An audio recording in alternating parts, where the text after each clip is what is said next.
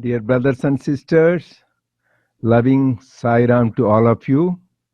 We welcome all of you for this online satsangh of the Sathya Sai Center of Arcadia.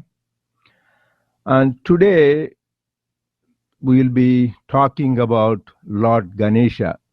This is celebrated by devotees all over India, very uniquely and in a grand scale, and also by devotees in many parts of the world. This comes once a year in the month of Bhadrapada. Bhadrapada on the fourth day, that is why it is called Chaviti or Chaturdashi. So on the fourth day of the Bhadrapada month, once a year it comes. And this is specially dedicated for adoration and worship and remembering his example for all of us to follow, because he is the remover of obstacles. Swami used to celebrate grand scale every year in Prasanthi Nilayam for many days. The students in a grand scale, each one used to make nice, beautiful Ganapatis. One time they brought 75 Ganapatis, and the Swami said they wanted to be 750 Ganapatis. But Swami said you may be 75 crores of Ganapati, but important is you need to understand the principle of Ganapati. So that is what Swami says, to have the purity of heart. That is what Ganapati shows. That is what you should develop. But this is people express their love in making, particularly the clay Ganapatis people. That is one of the very popular thing which they do. And then subsequently they merge it in the ocean or in the water to show that also in a lesson. That means you go from formless to form. That means clay, which has no form, from that you make a nice, beautiful form of Ganesha. Again, once you merge it, it goes to formless. That is the whole secret, the life from formless, the form comes and ultimately goes to the formless. That is why Nirguna, Nirakara, attributeless, formless, God takes the form for our redemption and ultimately goes formless. We can see any avatar. That is why avatar means somebody who descends into the form. And Swami, Shirdi Baba, Rama, these are example. Avatarana means descending. They came on particular time from the Nirguna Nirakara. They take a form and a name and attribute, and again they disappear into that attributeless, formless reality. And same thing with the Ganesha. Here, when we celebrate this day, we should remember the spiritual significance. Swami says these holidays will become holy days when you know the inner significance. And Swami, in his kindness, elaborated and explained in many discourses about the significance of Ganesh Chaturthi. First, I would like to dwell on the name itself. So we call him Vinayaka. Vinayaka Chaturthi also called. Vinayaka. Nayaka means leader. Vinayaka means the one who has no leader. That means nobody is above him. He is the highest. Swami says he doesn't worship anybody. All the gods and goddesses, they worship Vinayaka. That is why he is called Pradama Bhajo. He is the one, Pradama Vandana. He is the one first to be worshipped. In any function anybody does, first worship goes to Ganapati. That's why it's called Pradama Vandana. So that is why it is celebrated. Here Vinayaka means is nobody who is above him. He is the highest master. So even the gods worship. Second thing we call Gajanana, because all this will be using in our bhajans. You hear, we should know the meaning of Gajanana. Means simply word Gaja means elephant, Anana head. Gajanana means the one who has elephant head. That is obvious. But Swami said inner meaning. Ga means Gamyate. What is the goal? Ja means Janma, birth. Anana means face. So the one who makes us face to face with God is Gajanana. He helps us to come face to face with God. That is why he is called Gajanana. And third thing also we call Ganapati, right? The very commonly used Ganapati. That means he is the head of Ganas. So there are supposed to be 12 Ganas. Also there are 12 Adityas. So he is the head of all those ganas. Swami says simply, what are those 12 ganas? 5 karmendriyas, 5 organs of action, hands, feet, and all of you know that, right? So the karmendriyas. Then 5 jnanendriyas, organs of perception. Then becomes 10. And then 11th is mind, manas. And 12th is buddhi, intellect. So these are the one which takes us towards bliss or gets us into trouble, these 12 ganas. So when you pray to Lord Ganesha, he keeps control of all these ganas. That is another meaning of Ganapati. And another thing, Gana, Swami himself said, Ga means buddhi, intellect, sharp intellect. Na means vijnana, that is experience of the highest good. That's why people talk about Lord Ganapati gives you siddhi and buddhi. Some people said he has 2 wives called Siddhi Buddhi. Swami said, and scripture says he was always a bachelor. He didn't do that mistake of marrying. He doesn't have. People, because they marry, they project that to the Lord Ganesha. His gift is siddhi and buddhi. So once you have buddhi, good intellect, you will have siddhi, attainment. That is what it is. Because there is actually a story when Bala Ganapati, when Ganesha was small, so he was playing with a cat, and suddenly playing, he scratched cat, something had happened. Then when he see to Mother Parvati went to see her, then he saw the scratch on the mother's face. He said, Mom, who scratched you? I want to take care of the person. You did that, she said. I did that? When did I do that? She says, that cat you scratched, that is me. I am there in all beings. Then he realized if he is there in all beings, so every person is my mother. Every lady is like equivalent to my mother. So he never married. He was always a bachelor, a good example. But the siddhi and buddhi are the one which are the gifts of Lord Ganesha when you pray. So you'll have a good intellect. Once you use it in the right direction, you will get the siddhi. So that is the significance of all these names, Vinayaka, Gajanana, and then Ganapati. And then when you come to Lord Ganesha, we always do many prayers, but there are 2 common prayers which everybody does, and Swami explained that. So just I will briefly touch upon them. One is Shuklam Baradharam Vishnum Sheshivarnam Chaturbhujam Prasanna Vadanam Dhyayet Sarva Vignopa Shantaye.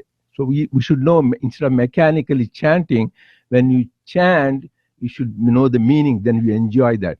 Shuklam Baradharam. That means, Shukla means white. So one who is clad in white is in white. Vishnu means is not just Brahma, Vishnu, Trinity. Vishnu means, the real meaning in Sanskrit is all pervading. He's omnipresent. He's everywhere. Ganapati is here, there, in Europe, South America, everywhere he is there. So Vishnu means he's all pervading. Sheshivarnam, so he has the complexion of Vibhuti. That is what great complexion. Chaturbhujam, he has 4 hands, 4 arms. So here I want to tell, anyway, we'll come to the Chaturbhujam later on. He has 4 hands. Chaturbhujam, Shuklam Baradharam Vishnum, Sheshivarnam Chaturbhujam, Prasanna Vadanam. This is very important. Swami says, always you have a pleasing face. That is why we say, have a smiling face. Even if it's always ABC, always be cheerful. Put on a smiling face, no cast-oil face. Swami says, always have a happy, smiling face. So he has Prasanna Vadanam. You never see an angry Ganesha. Even Shiva you can see in Raudra. But always Ganesha is happy, smiling and happy like he goes. So he's always blessing people. Prasanna Vadanam Dhyayet. That means we are meditating on Lord Ganesha. Sarva Vignopa Shantaye. He will remove all the obstacles. That is the meaning when we chant this. You should imagine the one who is clad in white, who has ashen thing, and with his 4 hands, and he has always that beautiful smiling face blessing us. Another thing we chant in the Vedas, most of the Vedic sessions in our sessions, Ganapati Adharvashesham. This is another important one. I don't want to go into the complete detail, it will take long time. But this Ganapati Adharvashesham is a part of Adharvana Veda. You know, all of us chant Om Gam Gam Ganapataye Nama Gananam Twang Ganapati Gum Havamahe. The whole thing goes. But here, few points, important thing we need to remember. He says, Tvam Brahmastvam, Vishnustvam, Rudrastvam, Indrastvam, Agnistvam, Vayustvam, Suryastvam, Chandramastvam, Brahma Bhurbhuvaswaram. So he says, Ganapati, this is very beautifully described by that Rishi, that he says, you are the Brahma, you are the Vishnu, you are the Rudra, you are the Indra, and you are the Agni, that means fire god, you are the Vayu, the wind god, and you are the Chandra, you are the moon god, and you are the Surya, the sun god. You are the Brahman, Brahma, and Bhurbhuvaswaram. We talked last week about Bhurbhuvaswa, the significance of Bhurbhuvaswa. That is all the Vedas. That is why Ganapati is supposed to be the source of all Vedas. Another thing it is emphasized, another point in that is, Tum, in this Tvam, Gunatrayatitaha. That means you are beyond all gunas. We all are composed of three gunas. What? Sattva, Rajas, Tamas. But God, you are beyond all the gunas. You are Triguna Atita. Tvam Gunatrayatita. Tvam Avastatrayatita. That means you are beyond the three states. What are we all go through three stages. We are wakeful stage, then we go to dream stage, and then we go to deep sleep stage. So these are the three avasthas we all go to that. But God, Ganesha, is beyond the three avasthas. Tvam avastatrayatita. And then we said, Tvam dehatrayatita. We all have three bodies. What? Physical body, that is physically what we see. And then Suchma, that is the mental and intellectual sheath. And then we have Karana Sharira. Sthola Sharira, Suchma, and Karana. These are the three. But God, Ganesha, is beyond those three. He is Avastatrayatitaha and Dehatrayatita, beyond the three. And then he is Kalatrayatitaha. So he is beyond the three. We are all bound by three times: past, present, and future. But God is beyond all the three. So that is what we chant. And he also say, he is the Mooladhara Sthitinistyam. He is there in our Mooladhara chakra. So he is the one who gives, rouses our Kundalini energy and gives Shakti, Shakti Trayatmaka. We have three powers: Ichha Shakti, Jnana Shakti, Kriya Shakti. That means to think about doing something, we all need anything you do, first you need to have Sankalpa. Then you have the willpower, Jnana Shakti, Ichha Shakti, Kriya Shakti. We need to do that. So he is embodiment of all those things. This is there in the Ganapati Atharvashesham. So this is whenever we chant, the whole thing is very big, but at least the highlights, when you chant that, we should know the significance. And next, we see Ganesha, right? The beautiful Ganesha you are seeing. When you see, you should know at least some significance of that. So Swami said, elephant head. Elephant is known for its very high intelligence.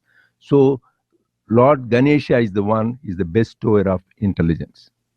Second is, he has huge ears, right? Like fan-like ears. That way Shorpa Karna comes. He has huge ears. So it is not for fun. To indicate, Swami says, he wants to hear everything, Shravanam. But his mouth is small, you won't even see the mouth, right?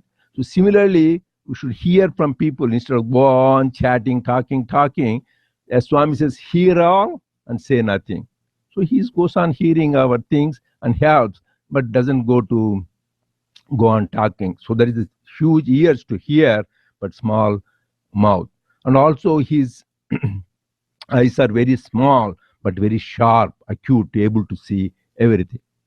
And third thing is his trunk. He has a huge trunk. The trunk signifies two things. Swami says the elephant trunk. With the trunk, it can remove huge trees, right? It can just throw the trees. That shows the strength. At the same time, it is said that you put a needle on the floor, a small needle, it can pick it up. So it has the discrimination, like hums up to discriminate the water, from the milk. Similarly, this Lord Ganesha gives us the power of discrimination and power of strength.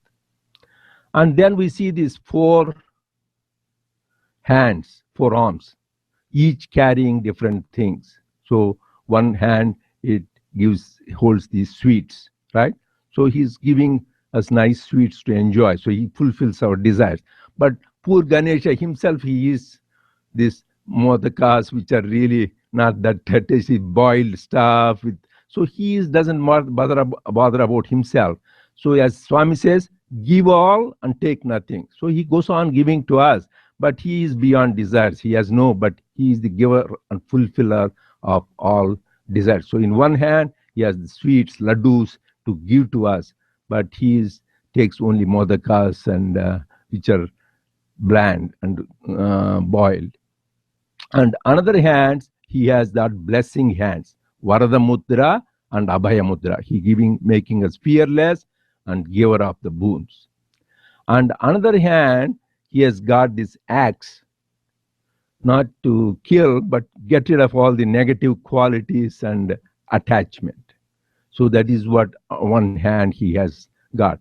And another hand, he has got lotus to show the detachment. But some of the Ganeshas, they have called Pasham. Pasham means rope to pull you close to him.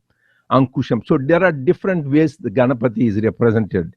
So there are actually 32 types of Ganapati which are described in different places, starting Bala Ganapati, Maha Ganapati, Durga Ganapati, Nrutya Ganapati, the Ganapati who dances, and Lakshmi Ganapati, Shakti Ganapati, Bhakti Ganapati, and Trimukha Ganapati. So many Ganapatis are there. 32 Ganapati of different way their representations are done. But in general, there are different things they carry.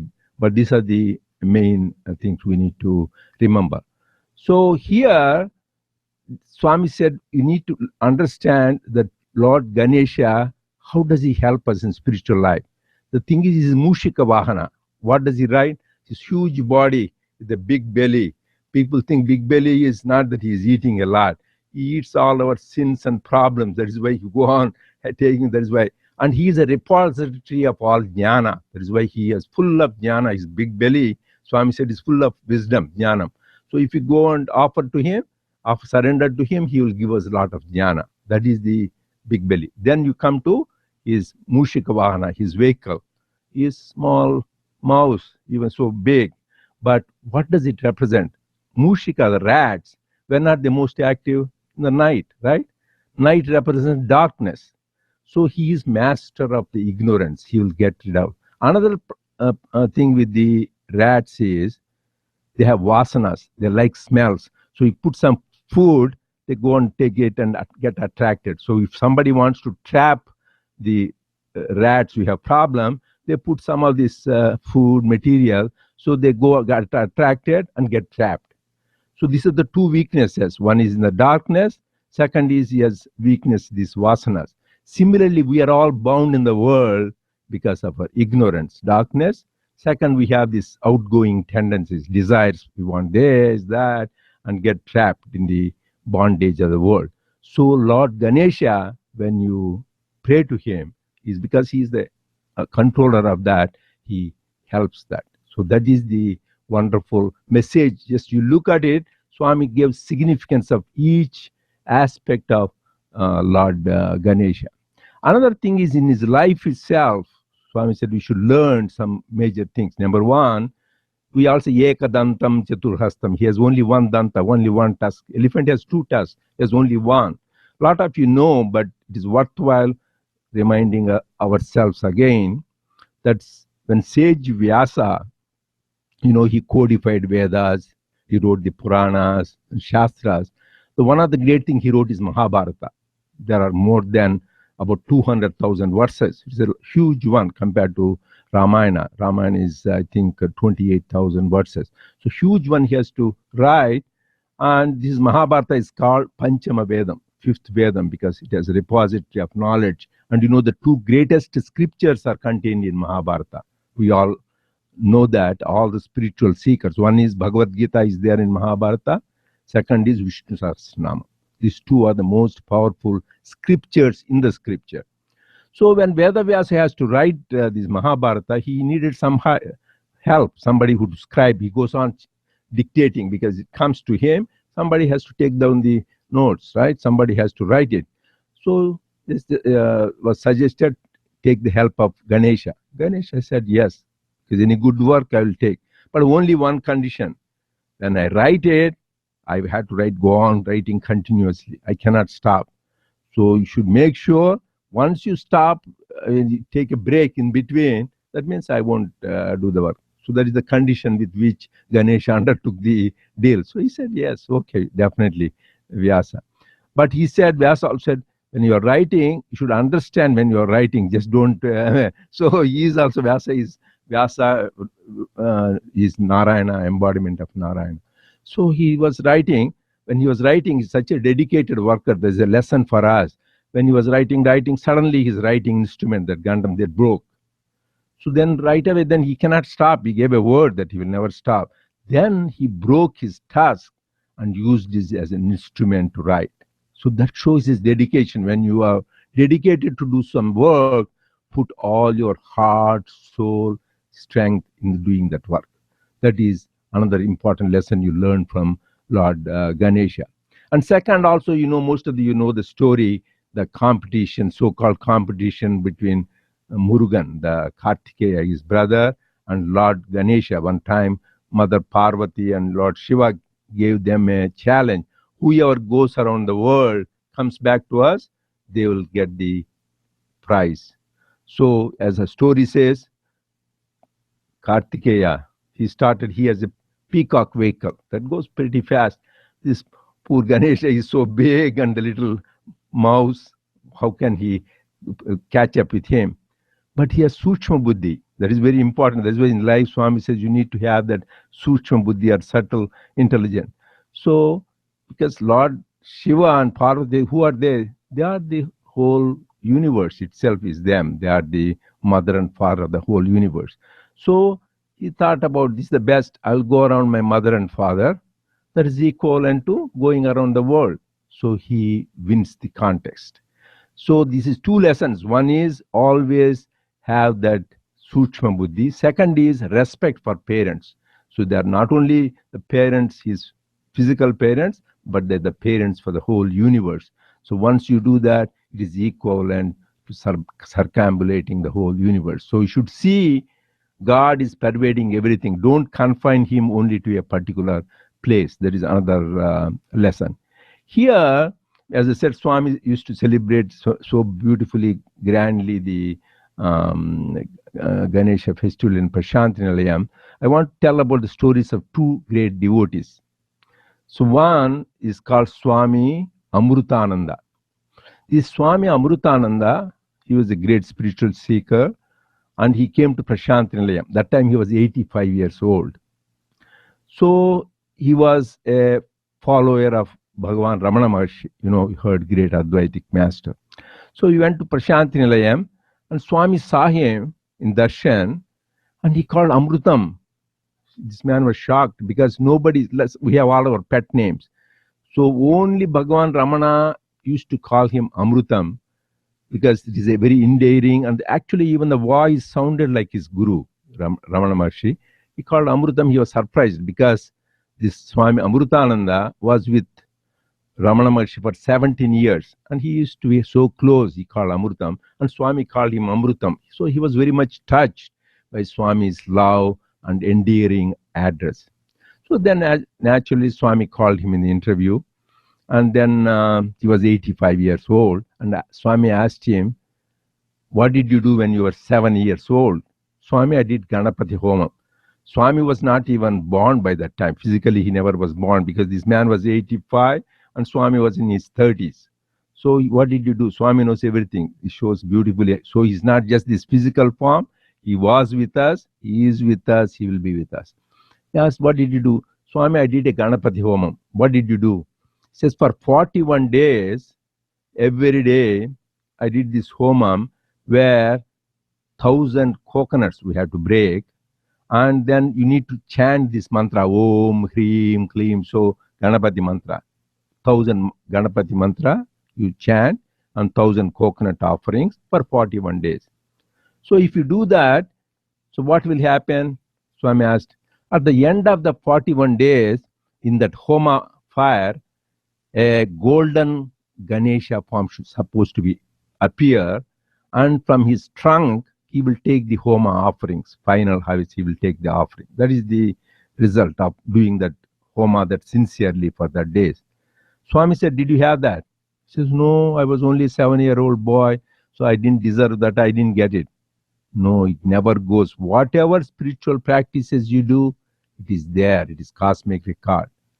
Because of that only you came to me. Now look at me, Swami said. He looks at him. Instead of Swami, he sees this golden colored, beautiful Ganesha in place of Swami. He was in bliss. He really could not believe his eyes. What he did, all the sadhana, now after 78 years, he did at the age of 7, after 78 years, he had that beautiful vision of golden hued Ganesha. And then it is recorded, actually this is recorded in Satyam Shivam Sundaram. Professor Kasturi, he had the experience and talked to him. He really used to relate in his sharing the experiences. For 4 days, this Swami Amrutananda was in bliss. No food, no water, no sleep, because he was so much in bliss of having that vision of golden Ganesha. Then recent story I want to tell. This is a very interesting. I came across this is very much touching. This is one professor. His name is John Grimes. So he's actually from USA. Not only from USA, he's from California. He's a professor who used to teach in University of Santa Barbara. So this man, so somehow got interested in Ganesha. So he's a Swami's devotee. He went to Swami in 1971. And so first time Swami saw him in darshan, and Swami materialized in darshan itself a Ganesha coin. And Swami looked at him and gave it to him, just showing that for his. So there must be a previous life connection, only Swami knows. This man was supposed to give a little thesis or research paper or talk about Ganesha for 2 days. So with this man, he has to do all research about Ganesha. Who is Ganesha? What is Ganesha? So he did all that, and even he did his PhD in Chennai, India. So this man got interested in Ganesha. So there are Ashta Ganesha temples in Maharashtra, near Pune. I heard 8 Ganesha temples. So he was so much interested, he went to see all these Ganesha temples. So at one Ganesha temple, they said there is a cave. You go and worship. This is a very special, powerful cave. So he went there, he went in the cave and he was doing his meditation. Suddenly when he sees in front of you, a huge 6-foot Ganesha appears, and with 2 hands, one hand Abhaya Mudra and another hand Gada, the club. This man was, and then on the little finger of Ganesha was a chakra, a discus. Around the discus was lots of rishis and are there. Suddenly that went like that, and the chakra, the discus was released. All those sages, they flew away, and then the chakra hit his forehead, and he lost consciousness. Then when he woke up, he was in bliss for 36 hours. Like this Swami was 4 days, he was 36 hours. But this man did a lot of research. As I said, there are 32 Ganapatis, all of them 4 hands, four arms. He never had any Ganapati with 2. So he said, how is it possible? There is only Ganapati with 4. How can I have this vision of Ganapati with 2? There is something I have. So then he was wondering, then he came out. Then, as I said, this Adharvana Shisham, Ganapati Adharvana Shisham, there was some people who did research in that. There are some priests. So they said, you talk to them, he will explain to you. So this Professor John Grimes, he went to that man. Sir, I want to know what this two-handed Ganapati, do you know? He says, what did you? No, I want you to tell me what it is. How did you? No, you tell, sir, you are expert about these things, you tell me. Yes, there is only one Ganapati with two hands, because usually in this modern age, Mahaganapati is a special importance is given in this age of Kali, it is said. But this Ganapati has only two hands. One is Abhaya Mudra, be fearless. And second is Gada. That means he'll beat you up if you're in the wrong direction. So one is Abhayam, another is Gada. So he says, yes, it is exists. There are two Puranas on Ganapati. One is Ganapati Purana, which is written by Vyasa. There is another Purana is Mudgala Purana, which is written by a great sage, Rishi called Mudgala.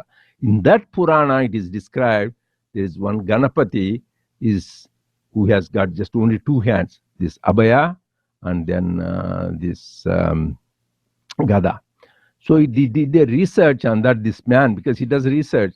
He found there is one temple in Karnataka, they have one Ganapati with just the two hands. It is believed, there is a big story, we don't want to, like when Ravana was taking the Atmalinga of the Lord Shiva, so this Ganapati plays a trick. So he gives it to him to hold it, and Ganapati, that is the place it is supposed to be. Just he says, oh, I cannot bear it, and leaves it. So this is where that particular Ganapati temple is there. So this particular man, he must have a connection in previous life. So then he gets this vision of two-armed Ganapati blessing. Then after many years, 20 years or so, he comes to, because he has been going to see Swami many times. And Swami calls him along with another group of people for the interview. Firstly, I said he gave him in the beginning 71 itself a gold coin of Ganapati. Then he goes this time. So Swami was materializing many things, these bracelets. This man's mind was thinking, Swami doesn't materialize anything which is beautiful, exquisite, very, very special. Because like watches, for him, it was not exciting. Something very exquisite, beautiful, aesthetically nice. I wish he does that. Swami reads your thoughts. Then he was giving many things to many people, rings and chains. Then it comes to him materialized and gave him a beautiful golden the pendant of Ganesha. Actually, it is there. If you can look on the internet, it is there. This is a very beautiful story. So that Ganapati has rubies, diamonds, exquisite. I never saw something like that. You can look at it. Is this Ganapati with the rubies and diamonds studded, and Swami gives him after that. So how all these things get connected? Because this man has that love for Lord Ganapati. So when you have that worship, whatever you are, you worship him with so much intensity and love.